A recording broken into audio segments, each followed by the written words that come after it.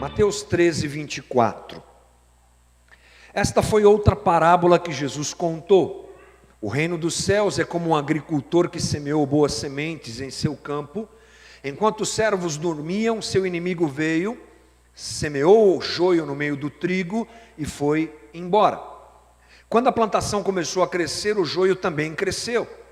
Os servos do agricultor vieram e disseram: o campo em que o Senhor semeou as boas sementes está cheio de joio. De onde ele veio? O inimigo fez isso, respondeu o agricultor. Devemos arrancar o joio? Perguntaram os servos. Não, respondeu ele. Se tirarem o joio, pode acontecer de arrancarem também o trigo. Deixem os dois crescerem juntos até a colheita. Então direi aos ceifeiros que separem o joio, amarrem-no em feixes e queimem-no, e depois guardem o trigo no celeiro. Estamos falando sobre o reino de Deus, tentando aprender valores do reino de Deus na sequência das parábolas apresentadas por Jesus, ali em Mateus 13, Lucas capítulo 4 também. Semana passada falamos sobre a parábola conhecida, a parábola do semeador. O semeador veio a semear, semeou as sementes, uma caiu na terra dura, a outra caiu na terra rochosa, a outra caiu entre os espinhos e a outra porção caiu entre terra, no meio de uma terra boa que frutificou. Compreender essa parábola é perceber a parábola anterior. Muitas das sementes se perderam, mas uma boa parte da semente caiu em terra boa e frutificou. É dessas que frutificaram que a sequência, a parábola seguinte, que é essa que nós lemos, nos fala. E ela é apresentada, ela é explicada inclusive por Jesus. A gente não pode sequer pensar em observar essa parábola sem observar o que Jesus disse a respeito dela. Então vamos lá, versículo 36 de Mateus 13, Jesus explica a parábola. Ele diz assim: em seguida, deixando as multidões do lado de fora, Jesus entrou em casa. Seus discípulos lhe pediram: por favor, explique-nos a história do joio no campo. Jesus respondeu: o filho do homem é o agricultor que planta as boas sementes. O campo é o mundo, e as boas sementes são o povo do reino. O joio são as pessoas que pertencem ao maligno. E o inimigo que plantou o joio no meio do trigo é o diabo. A colheita é o fim dos tempos, e os que fazem a colheita são os anjos. Da mesma forma que o joio é separado e queimado no fogo, assim será no fim dos tempos. O Filho do Homem enviará seus anjos, e eles removerão do reino tudo que produz pecado, e todos que praticam o mal, e os lançarão numa fornalha ardente, onde haverá choro e ranger de dentes. Então os justos brilharão como o sol no reino de meu Pai. Quem é capaz de ouvir, ouça com atenção. Jesus então explica essa parábola, e nós, é claro que vamos atentar às explicações de Jesus, ou à explicação de Jesus. Mas, como estamos falando sobre o reino de Deus, queremos perceber o que essa parábola fala sobre o reino de Deus. Não vamos tecer comentários da maneira como Jesus explicou, é a explicação the best. Essa é a explicação master da parábola. Mas nós queremos compreender o que a parábola fala sobre o reino de Deus, já que é essa a caminhada que nós temos feito. A abertura da parábola diz o seguinte: o reino dos céus é. O reino dos céus é o quê? O campo? Não. O semeador? Não. A semente? Também não. O reino dos céus é como essa história. Jesus usa essa história para apresentar um dos valores, ou melhor ainda, um dos mistérios do reino. Portanto, a gente tem que observar a parábola como todo, para entendermos o que ela quer nos mostrar a respeito dos valores do reino. Era assim que Jesus usava a parábola, apresentava uma coisa simples, compreensível para as pessoas da época, para falar sobre algo mais profundo. A ideia da parábola é essa: algo simples que me remete a algo maior, mais profundo, mais complexo. Jesus está fazendo isso. Portanto, essa é uma história a respeito do reino de Deus. E qual o mistério que essa parábola então apresenta? A gente encontra esse mistério no versículo 28 e 29. Diz assim: devemos arrancar o joio? É uma pergunta que está dentro da parábola. Perguntaram os servos. Não, respondeu ele. Se tirarem o joio, pode acontecer de arrancarem também o trigo. Preste atenção no versículo 30. Deixem os dois crescerem juntos até a colheita. O mistério do reino apresentado por essa parábola é que o trigo e o joio convivem juntos até a colheita. Trigo e joio convivem juntos. E por que isso é importante?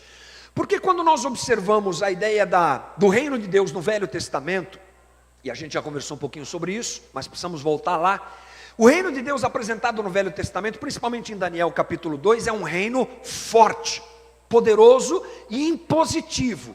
Ele vem e arrebenta com tudo e se implanta, inclusive acabando com o mal.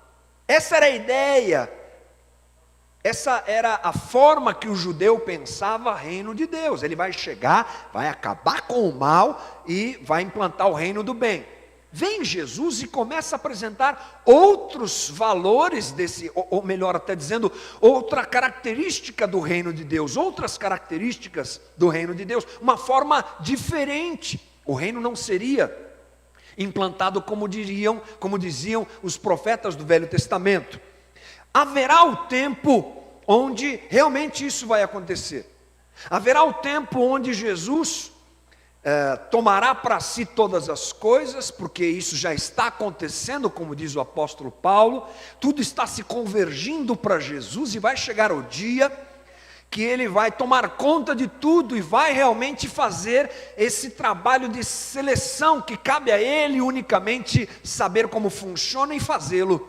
Mas não é a realidade do reino de Deus trazido por Jesus a nós.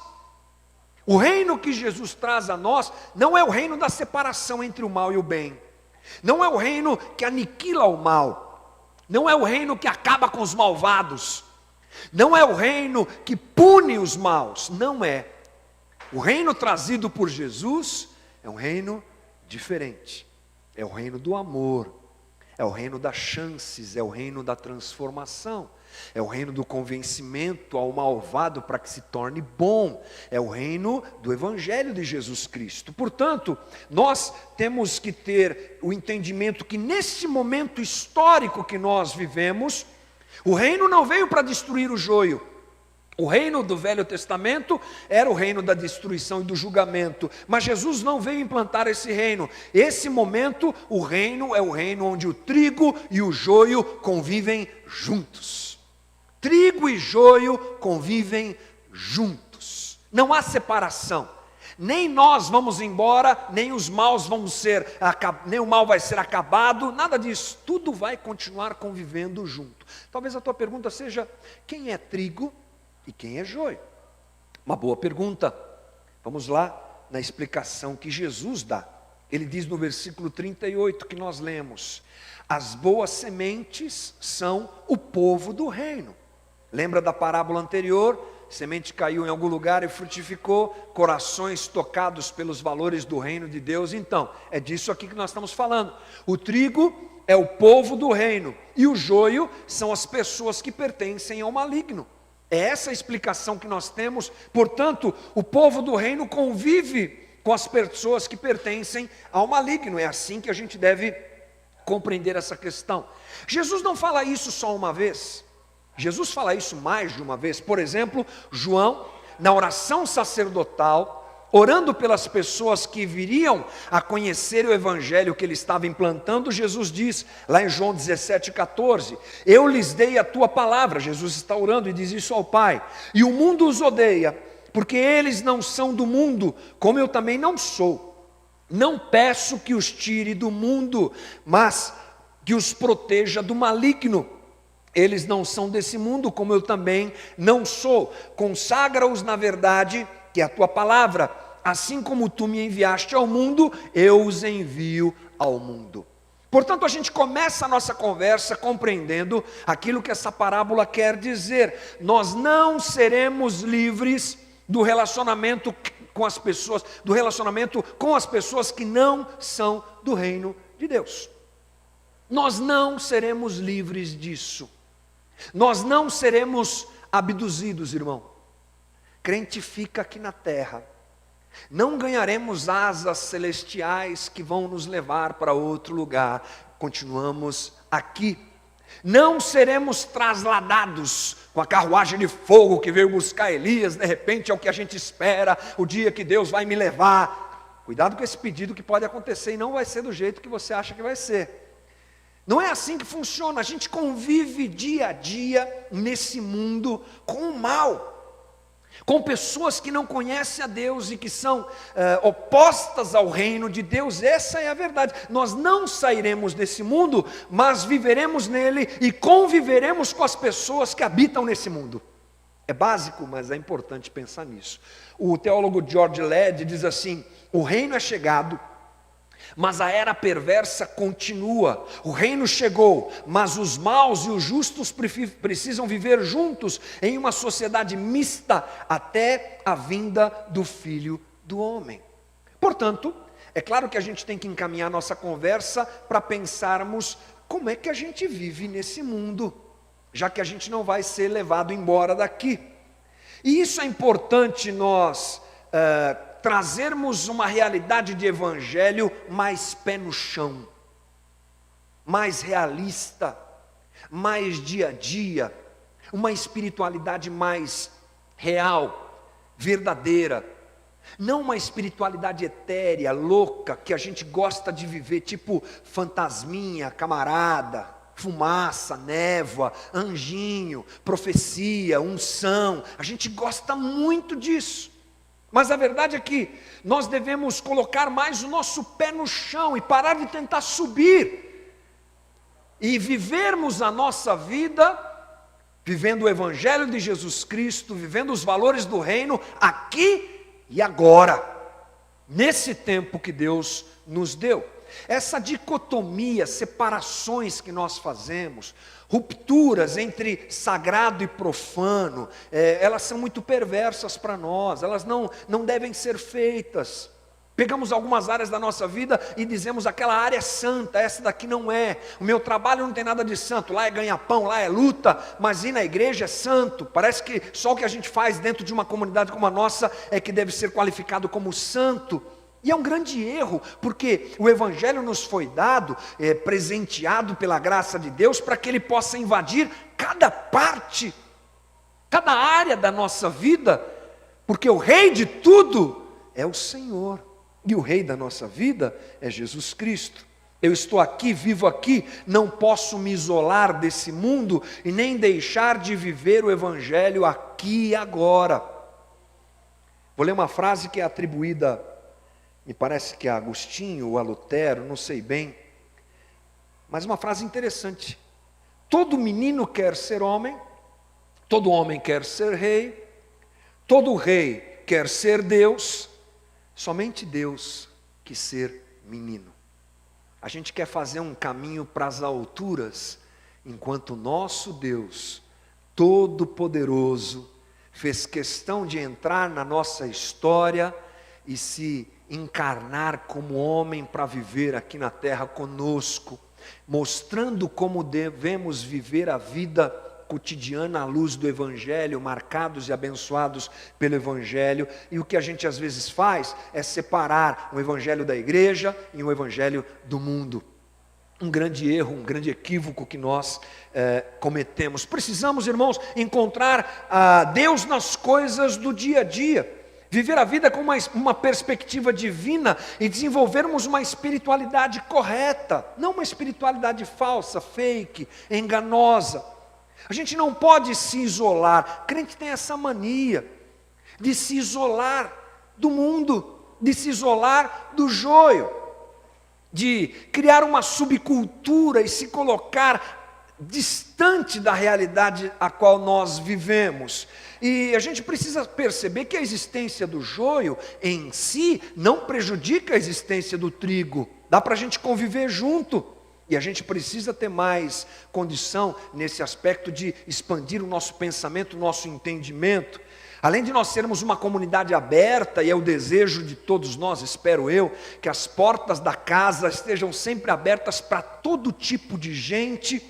A pergunta é: será que nós estamos preparados para convivermos com todo tipo de gente? Será que nós não gostaríamos de nos plantar num campo onde só tivesse trigo? eu não gosto muito de joio, sabe? Eu tenho as minhas dificuldades de relacionamento com o joio. E não é assim que funciona a coisa. Se nós vamos ser uma comunidade aberta a todos, nosso coração, prioritariamente, tem que ser aberto a todo tipo de relacionamento, com todo tipo de gente. O fato de você conviver com pessoas, não significa que você está avalizando aquilo que elas fazem. Crente tem muito medo disso, e muita dificuldade com relação a isso. A questão do gênero, por exemplo, é uma discussão que está em voga no nosso país, cada dia mais. Transsexuais, homossexuais, homens que querem virar mulher, mulheres que querem se tornar homens, toda essa coisa que você sabe bem, tão bem ou até melhor do que eu, como é que funciona. E ela está aí, é uma realidade presente que está no nosso dia a dia. O que a gente vai fazer, gente? Será que nós estamos preparados para receber pessoas com esse tipo de situação, que vivem esse tipo de situação? Eu estava lá no JV, Jovens da Verdade, o acampamento Jovens da Verdade, há uns 20 dias atrás, talvez um pouco mais. Fui até lá porque a faculdade que eu curso fica lá. E tinha que fazer uma reunião, fui até lá e encontrei o pessoal da faculdade e tal, e eles estavam me contando que uns queridos da Missão Sal, uma missão que trabalha exclusivamente com pessoas envolvidas nessa situação, transexuais, homossexuais e tudo mais. Eles fizeram um acampamento lá, com a galera que eles evangelizam na missão. Fizeram um acampamento com os travestis, com os transexuais lá, e amaram aquelas pessoas, e conviveram com aquelas pessoas, e prepararam tudo de melhor para aquelas pessoas, e se doaram para aquelas pessoas. Eu achei incrível, mas ao mesmo tempo eu pensei, será que a gente está preparado para qualquer tipo de coisa parecida como essa? Talvez não, porque o trigo tem a mania de querer se isolar, trigo tem a mania de não querer conviver com o joio.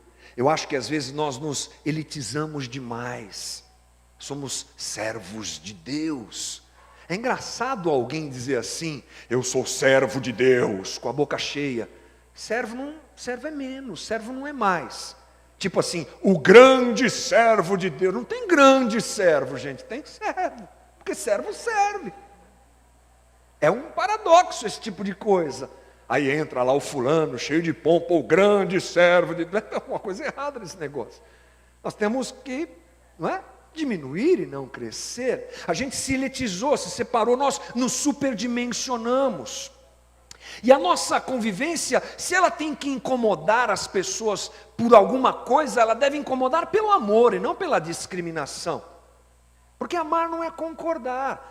Eu sou capaz de conviver, preciso ser capaz de conviver com pessoas com joio e deixando claro a minha posição de discordância a respeito da caminhada que aquela pessoa faz, mas convencendo a vida dela, tocando a vida dela, melhor dizendo, com o amor de Jesus Cristo que vai emanar do meu coração e das minhas atitudes, da minha capacidade de conviver com ela, apesar de. E nós precisamos buscar de Deus isso. Nossa família precisa ser amada, ainda que seja a pior família do mundo. Nossos filhos precisam ser amados, apesar de qualquer situação que eles vivam. A gente precisa amar as pessoas e conviver com elas. O reino está aqui e eu não irei embora. E eu tenho que conviver com todos. Que o Senhor nos ajude nessa tarefa. Outra coisa que a gente tem que pensar é parar de satanalizar. Gostei dessa palavra, que eu que criei essa palavra hoje aqui, ó. Satanalizar a vida e as coisas que nos cercam. Sabe como é que é? Ao demônio, ao diabo, cuidado que está o capeta ali. A gente coloca etiqueta de demônio em tudo, gente. É impressionante. E a gente se esquece que o Senhor da criação é Deus. Que tudo isso daqui foi criado por Ele e nos foi dado por Ele. E a gente pode desfrutar disso, gente. É uma pena ver crente que não gosta de um esporte.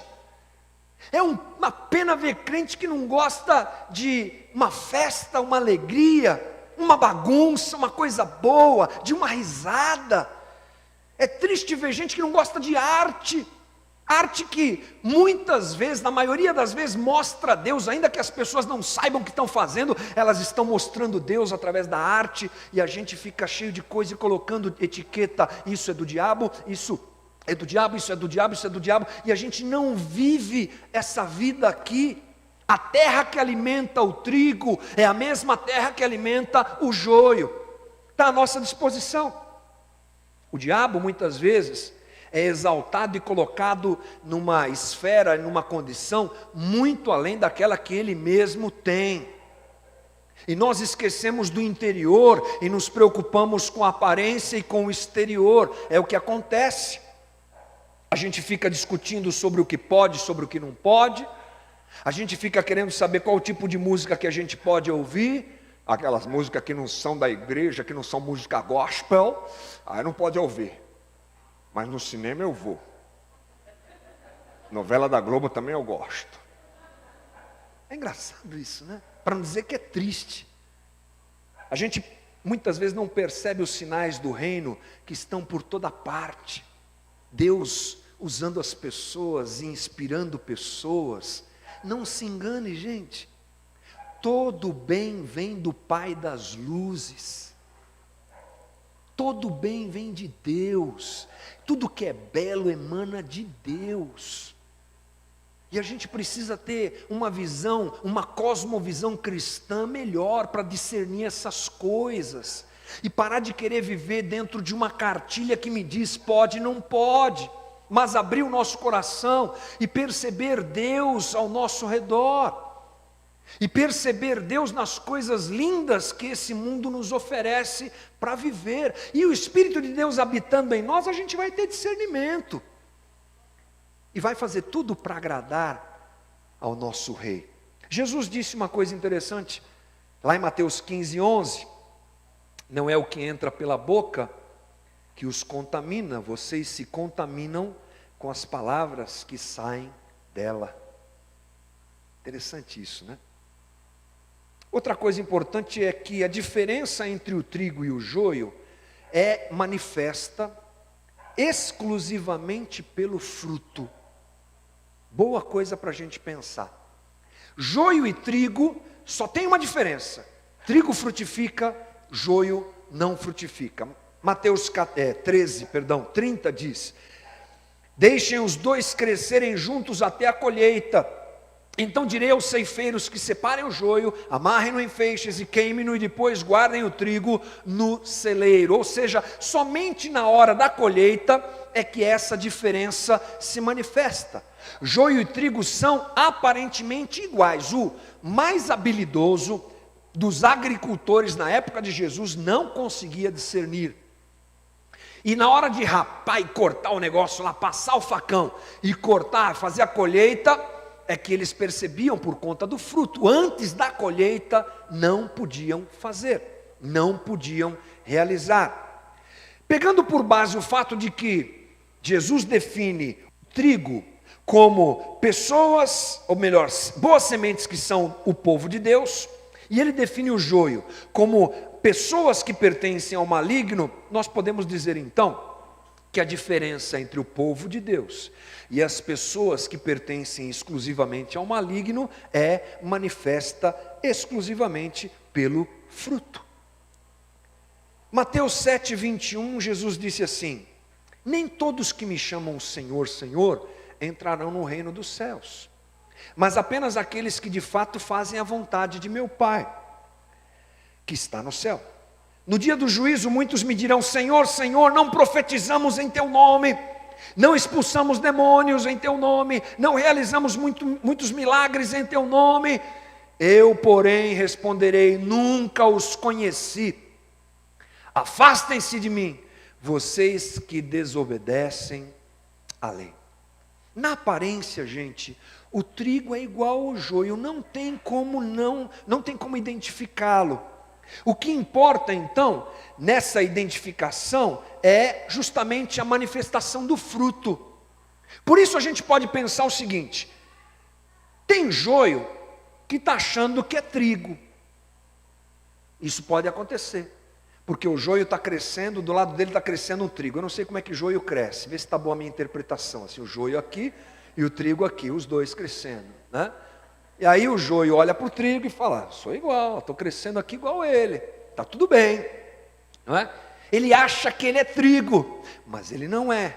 Gente fazendo tudo que a religião diz que tem que fazer e apresentando todo um formato crenteza, cultura cristã, cultura do crente, impregnando a vida da pessoa, e ela usa a camiseta Sou de Jesus, e ela canta as músicas da Aline Barros, todas elas, e no carro dela tem um adesivo assim, pertence a Jesus, e na casa dela tem um tapete bem-vindo em nome de Jesus, tudo é de Jesus, tudo é lindo, tudo é incrível, mas ele é joio.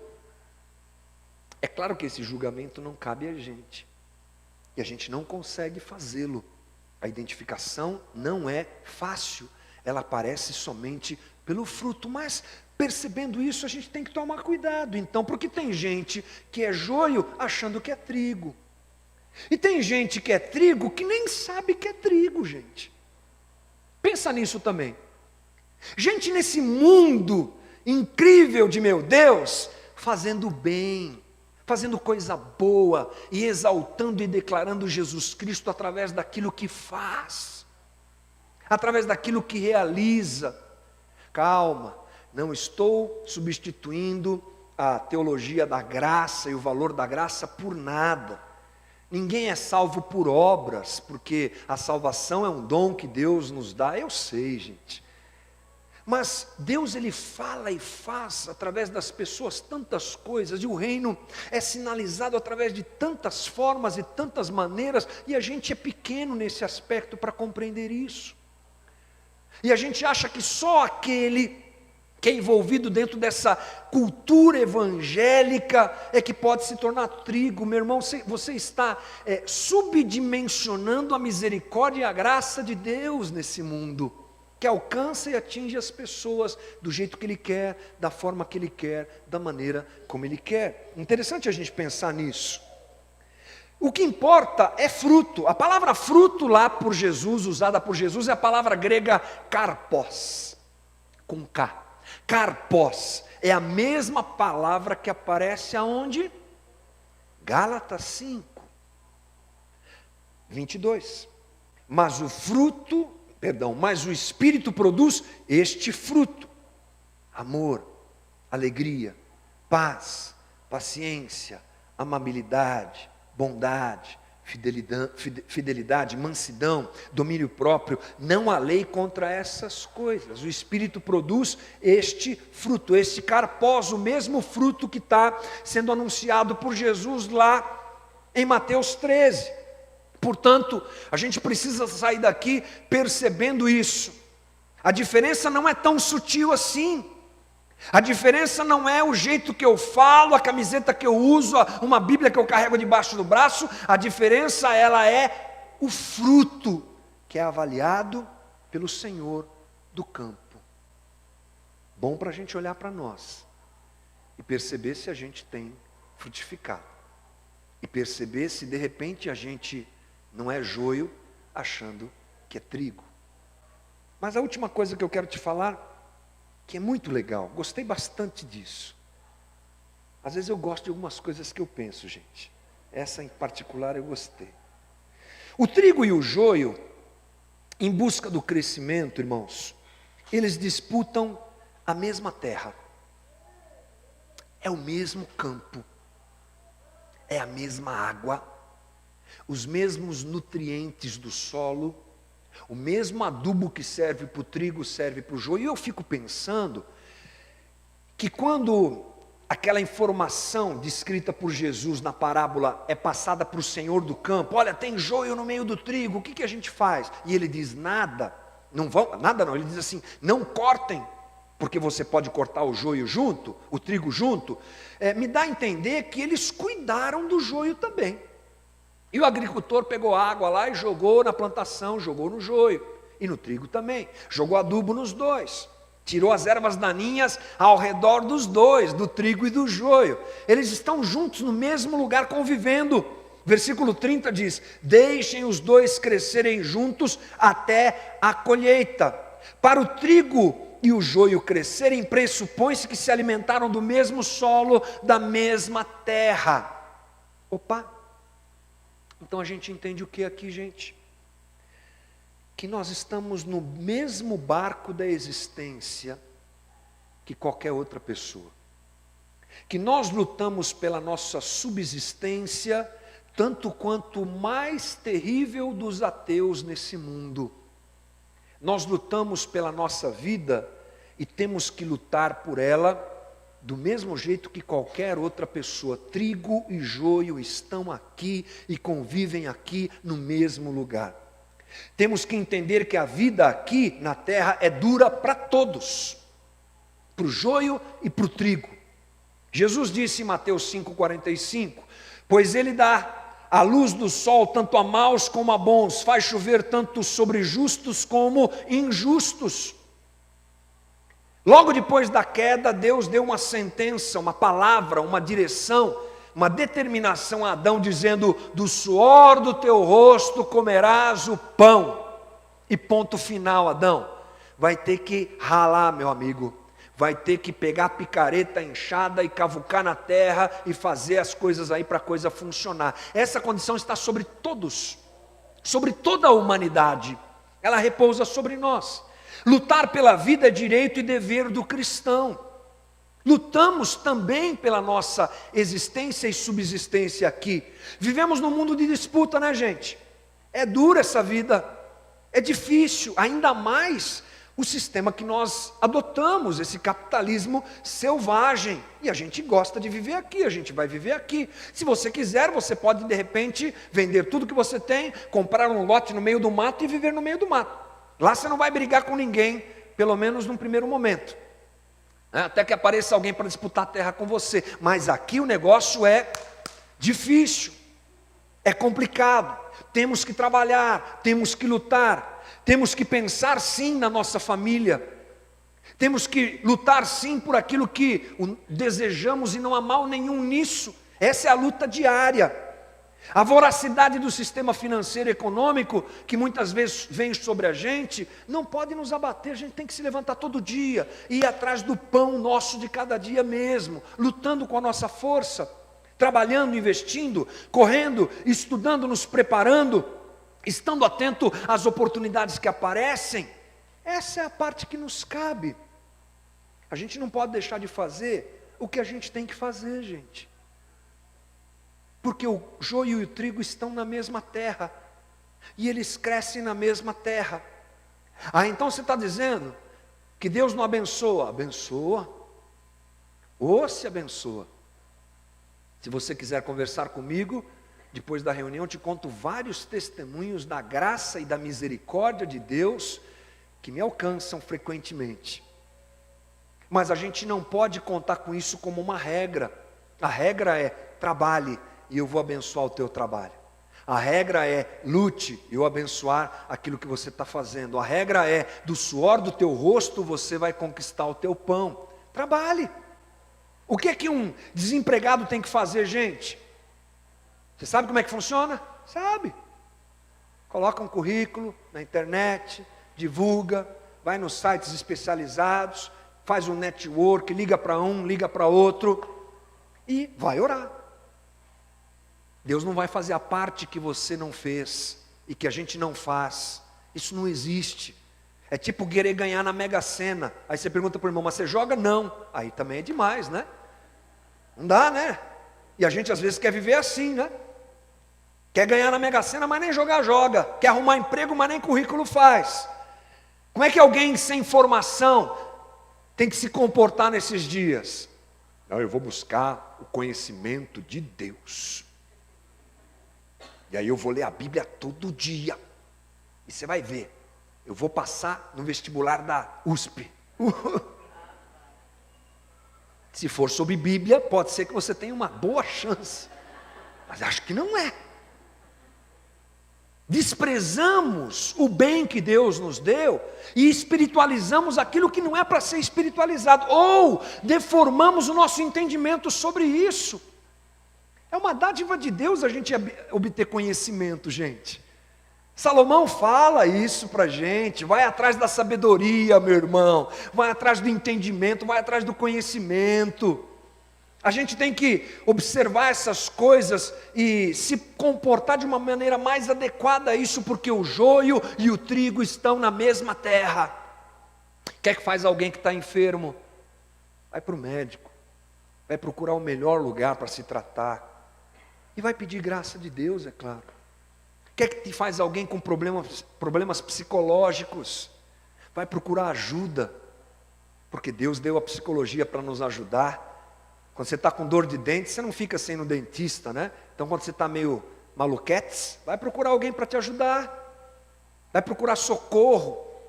Vai procurar ajuda e vai colocar o teu joelho no chão e vai orar, porque o grão, porque o trigo e o joio estão na mesma terra. O que é que faz alguém com problemas médicos? O que é que faz alguém com depressão? O que é que faz alguém com dívidas? Se esforça, faz a sua parte, pedindo graça e misericórdia de Deus. Lutar pela sobrevivência, contando com a graça e o favor de Deus na nossa vida, é o que nós temos que fazer. Ah, mas Jesus disse que a gente deve buscar o reino de Deus e a sua justiça, e todas as coisas nos serão acrescentadas. Jesus estava falando sobre o extremo da preocupação de quem não consegue dormir, pensando naquilo que vai comer ou naquilo que vai se vestir. Jesus não está dizendo para a gente colocar o boi na sombra, o cavalo na sombra, o burro na sombra, sei lá o que é que a gente põe na sombra, e ficar na boa. Não. O detalhe é que tem uma diferença aí. Então, já sei, agora eu vou sair daqui cheio da graça, da unção, e amanhã nenhum dos meus inimigos vai me resistir, eu vou passar como um tanque sobre eles, e vou chegar lá no meu escritório, já vou olhar para o gerente, e vou falar: sai demoniado dessa cadeira, que ela é minha, agora. Calma, menos. Tem um limite, sabe qual que é o limite? É a gente perceber qual é a ambição do joio e qual a ambição do trigo. A ambição do joio, sabe qual é? Crescer. Ele só quer crescer. Ele quer crescer financeiramente. Ele quer crescer no seu sucesso, na sua realização como profissão, na sua carreira. Ele quer crescer. Ele quer dar o melhor para a sua família, claro, ele quer ter muito, ele quer fazer, ele quer ser conhecido, ele quer crescer. Esse é o jeito do joio se portar, essa é a forma do joio lutar aqui na terra. Ele cresce, ele luta para crescer. Alguns especialistas, quando eu estava preparando isso aqui, encontrei um comentário muito interessante. Diz que o joio, ele é tão sem vergonha, que ele cruza as raízes lá embaixo com o trigo. O joio cruza as raízes lá embaixo, tipo assim: vou te matar, desgraçado, né? Vou arrancar o que eu puder para crescer. Mas diz, porque ele só quer crescer. Qual a ambição do trigo, gente? Dar fruto. Ele cresce para dar fruto. Ele não cresce por crescer. Ele cresce para frutificar. E aí que entra então o nosso corte, para a gente entender até onde nós devemos ir na nossa luta de subsistência nesse mundo. Se a gente quiser só crescer por crescer e não frutificar, a gente vai ser o quê? Joio. Porque o joio só cresce.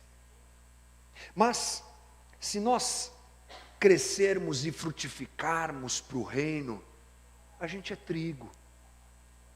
Se a riqueza que eu venha a obter através do meu trabalho aqui na terra for uma riqueza que de alguma maneira frutifique para o reino, que legal, está frutificando através do bem que Deus te deu.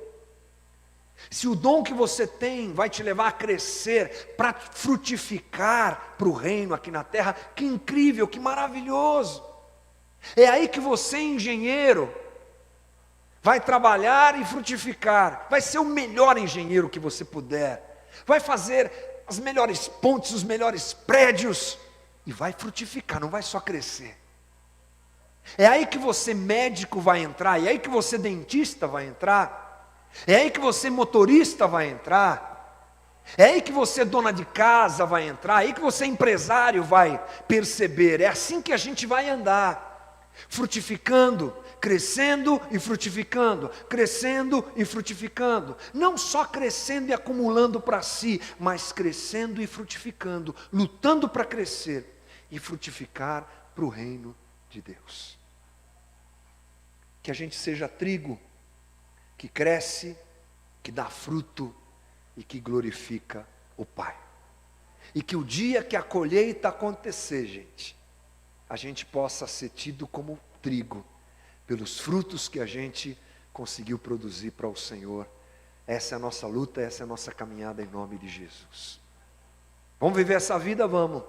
Bem, felizes, lutando e conscientes de tudo isso que está ao nosso redor, frutificando para o Senhor, e que Deus nos ajude em nome de Jesus. Vamos ficar de pé, gente, vamos orar, por favor.